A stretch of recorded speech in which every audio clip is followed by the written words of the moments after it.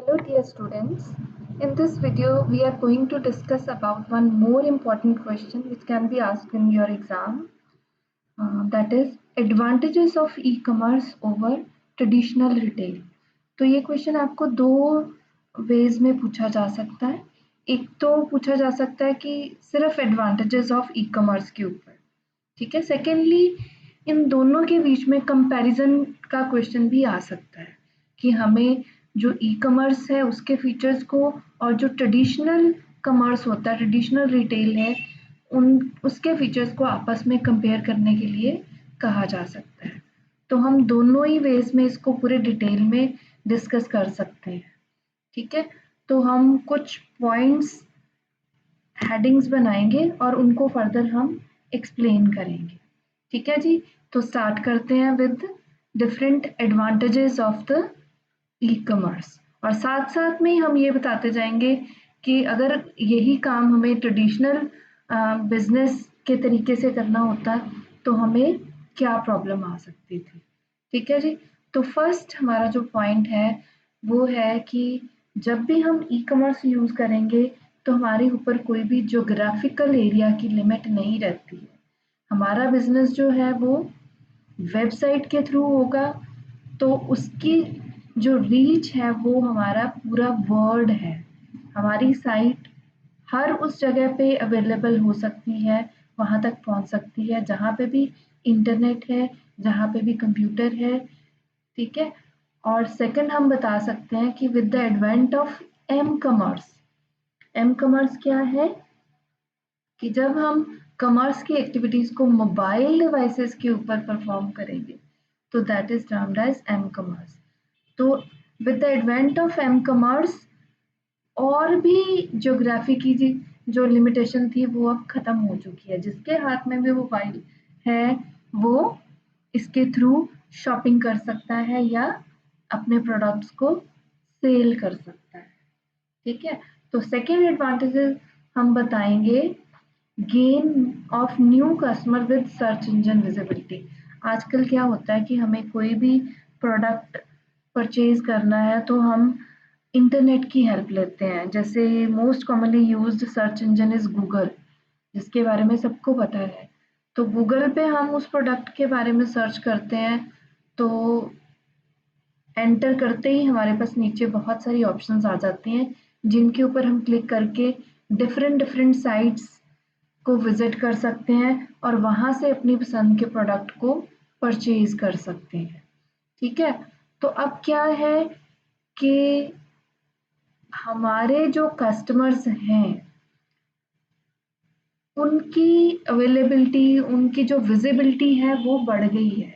क्योंकि जिसके पास भी, अब अगर हम ट्रेडिशनल बिजनेस की बात करें तो पहले क्या होता था, ट्रेडिशनल बिजनेस में क्या है कि कस्टमर को जो प्रोडक्ट चाहिए उसको ढूंढने के लिए उसको मार्केट में जाना पड़ेगा, उसको इधर उधर से इंफॉर्मेशन लेनी पड़ेगी कि मुझे ये चीज़ कौन सी मार्केट में कौन सी शॉप से मिल सकती है अच्छे प्राइसेस के ऊपर, ठीक है. लेकिन जब हम ई कॉमर्स यूज़ करेंगे तो वो घर बैठ के ही सर्च इंजन जैसे कि गूगल है उसकी हेल्प से इजीली प्रोडक्ट को सर्च कर सकता है और उसको परचेज कर सकता है.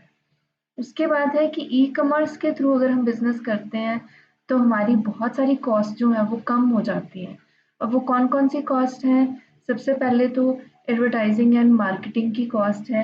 क्योंकि यहाँ पे अगर हम ऑनलाइन एडवर्टाइजमेंट देते हैं तो उसका अलग सिस्टम रहता है कि जैसे कई जगह पे तो जो पेमेंट है एडवर्टाइजमेंट की वो पर क्लिक के ऊपर होती है कि जैसे यूज़र की स्क्रीन पे एडवर्टाइजमेंट शो हो रही है, लेकिन उसके लिए जो बिजनेस होल्डर है वो तभी पे करेगा अगर जो यूज़र है उस एडवर्टाइजमेंट के ऊपर क्लिक करेगा और उसको व्यू करेगा, ठीक है. इसके अलावा बहुत सारी जो सोशल मीडियम्स हैं, सोशल साइट्स हैं, उनके ऊपर भी एडवर्टाइजमेंट जो है वो दी जा सकती हैं which are comparatively cheaper than physical mediums.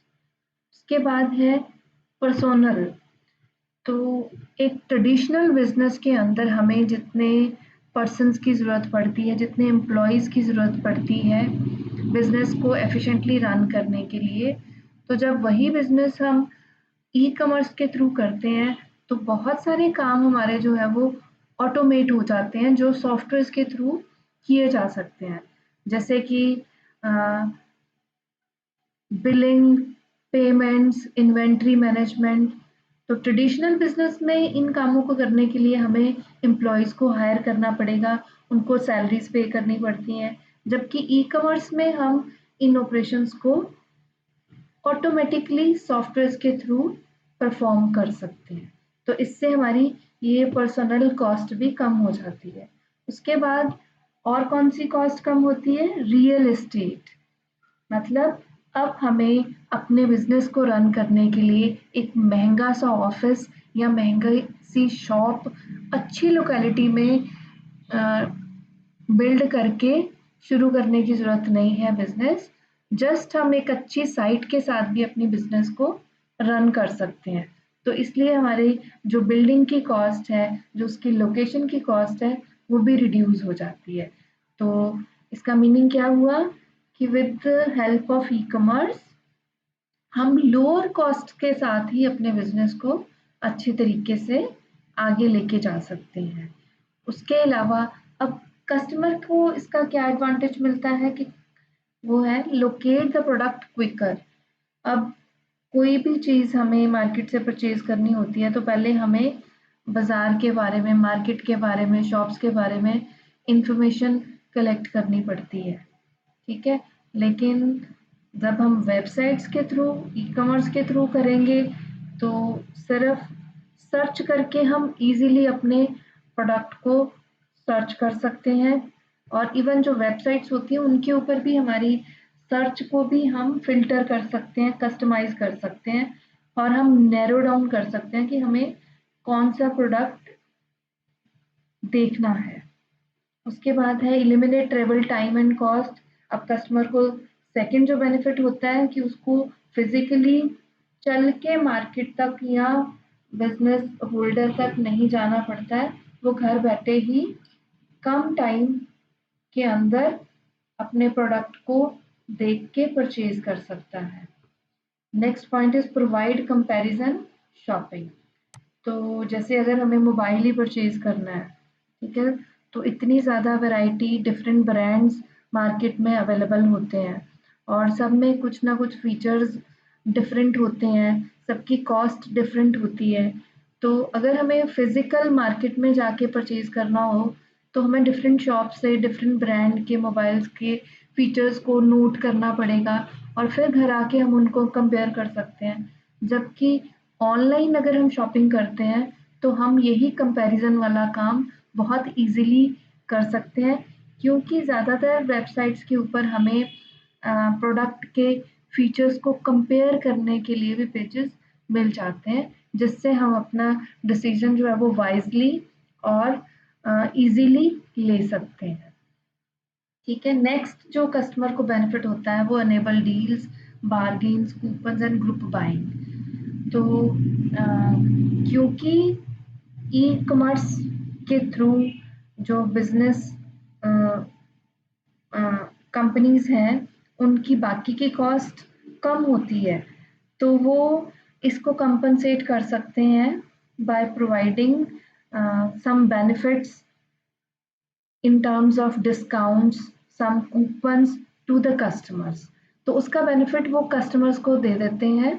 तो कई तरह की हमें कूपन्स अवेलेबल होते हैं जिससे 10%, 20% या उससे भी ज़्यादा का डिस्काउंट जो है वो ऑनलाइन कस्टमर्स को मिल जाता है। तो इस तरह की बहुत सारी स्कीम्स वो निकालते रहते हैं, ठीक है। कई बार ग्रुप बाइंग कि हमने एक प्रोडक्ट खरीदा, उसके साथ अगर हम दूसरा भी परचेज कर लेते हैं तो उसके ऊपर वो कुछ स्कीम दे सकते हैं, ठीक है।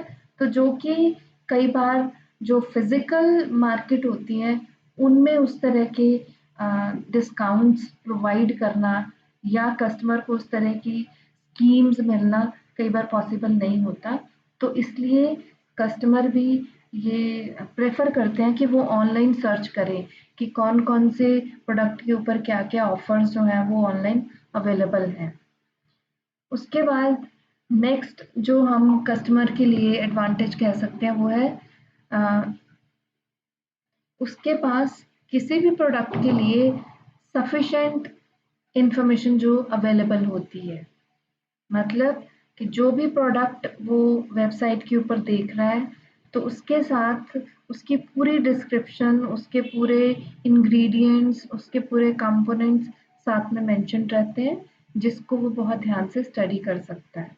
जबकि यही काम फिजिकल बिजनेस में इतना पॉसिबल नहीं होता, क्योंकि जो भी सेल्समैन होंगे वो सारे कस्टमर्स को सारी डिटेल्स जो है वो प्रोडक्ट के बारे में उतने टाइम के अंदर कन्वे नहीं कर सकते हैं।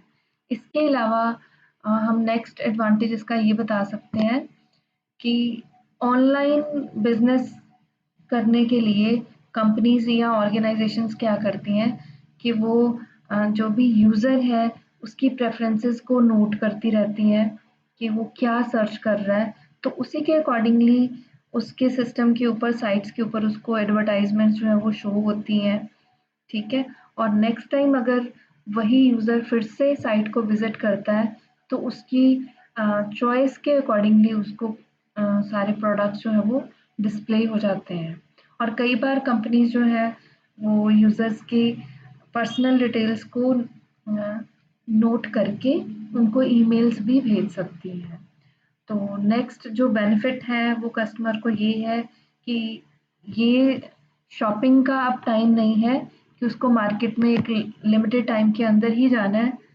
ठीक है, वो कभी भी जब भी उसको कन्वीनियंट लगे उस टाइम पे बैठ के ऑनलाइन होके मोबाइल के थ्रू, इंटरनेट के थ्रू कुछ भी शॉपिंग कर सकता है। तो लास्ट जो एडवांटेज आप बता सकते हो कि कोई भी ऐसे छोटे मोटे ऑड प्रोडक्ट्स, जैसे कोई स्पेयर पार्ट्स किसी चीज़ के हैं वो ऑब्सोलीट हो गए हैं, वो वैसे मार्केट में हमें ढूंढने बहुत मुश्किल है। ठीक है, या कई ऐसी चीज़ें होती हैं जिनका हमें आइडिया नहीं होता कि वो हमें मार्केट में कहाँ पे मिलेंगी। तो वही चीज़ों को हम, उस टाइप की चीज़ों को इंटरनेट के हम ऊपर हम बहुत इजीली सर्च कर सकते हैं, क्योंकि हमने तो सर्च इंजन में वो कीवर्ड लिखना है कि हमें क्या चाहिए, तो वो हमारे बिहाफ पे अलग अलग वेबसाइट से सर्च करके हमें बता देगा कि ये प्रोडक्ट यहाँ यहाँ पे इतनी इतनी कॉस्ट में अवेलेबल है। तो बहुत सारी एडवांटेजेस हैं ई कॉमर्स की। ठीक है, तो जब इस टाइप से क्वेश्चन आएगा तो अगर तो सिंपल एडवांटेजेस आती हैं तब आप ऐसे पॉइंट्स बना के उसको एक्सप्लेन कर सकते हो। लेकिन अगर आपका क्वेश्चन आता है कि दोनों को कंपेयर करना है, तब आप इन पॉइंट्स को सेंटर में लाइन लगा के टेबल बना के भी एक्सप्लेन कर सकते हैं कि एक पॉइंट आपने लिखा, उसके लिए ई कॉमर्स में उसके क्या एडवांटेजेस या डिसएडवांटेजेस हैं, उसी के विद रिस्पेक्ट टू जो फिजिकल बिजनेस है या ट्रेडिशनल हमारा बिजनेस का मॉडल है, उसके अंदर वो किस तरह से परफॉर्म होता है, उसके क्या एडवांटेजेस डिसएडवांटेजेस है, दोनों को कंपेयर करके आप एक्सप्लेन कर सकते हैं। आई होप आपको समझ आ गया है। Thank you so much.